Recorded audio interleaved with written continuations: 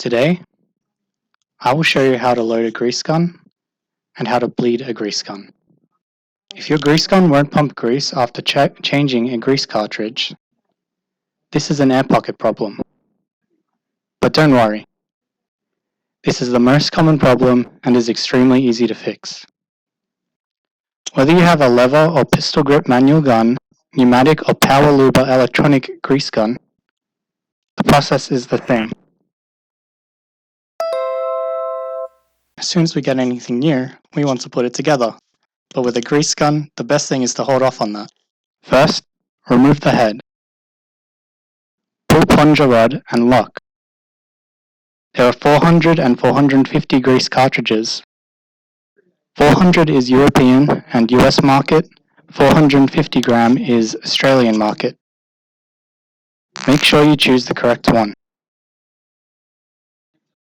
Insert the cartridge into the cylinder. For bulk filling, you can put the cylinder into the pail of grease, slowly pulling back on the plunger rod. Now you put back on the head of the gun. Then unthread the cylinder 1 or 2 turns to allow the air to escape through the threads between the grease gun head and the cylinder.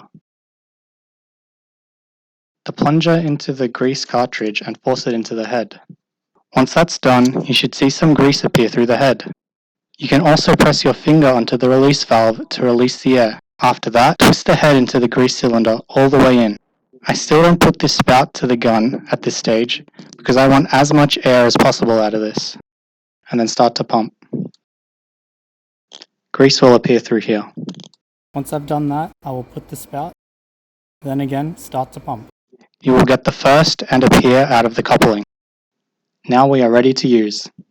Thank you for watching.